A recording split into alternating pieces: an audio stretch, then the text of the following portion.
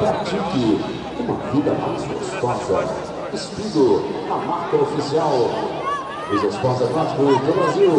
Nós estamos anunciando que logo após as finais B, nós teremos a tomada de tempo do revezamento brasileiro 4x200 livre masculino, com a participação de João de Luca, Rodrigo Castro, Nicolas Oliveira e André Schultz.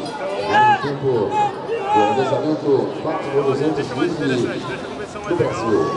Lembramos também, antes, teremos as cerimônias de premiação, a premiação final. Vamos conhecer o clube campeão brasileiro.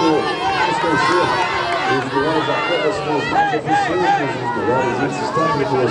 Tudo isso logo após as finais B. Os finais B começam dentro de instantes.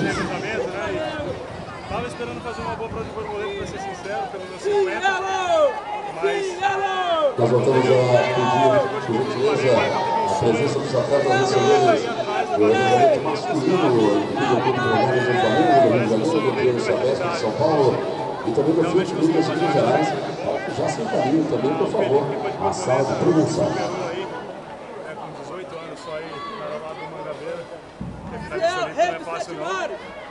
E ele mostrou que veio para ficar. Acho que é uma das melhores contratações do Flamengo esse ano aí. Rei do universo! Espero que a gente segure essa ponta aí agora, né? Vai ficar cada vez mais difícil, mas o primeiro é sempre mais complicado e esse ano aí a gente conseguiu realizar o que a gente imaginou 3 anos atrás. É muito a realização do sonho de qualquer atleta.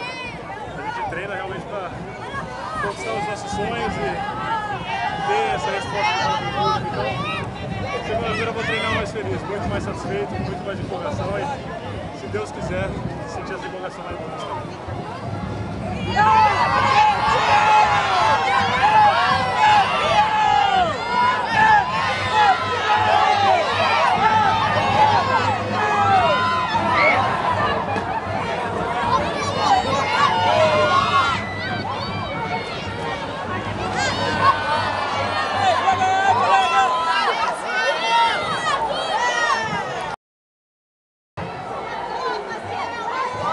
Nós vamos dar início agora.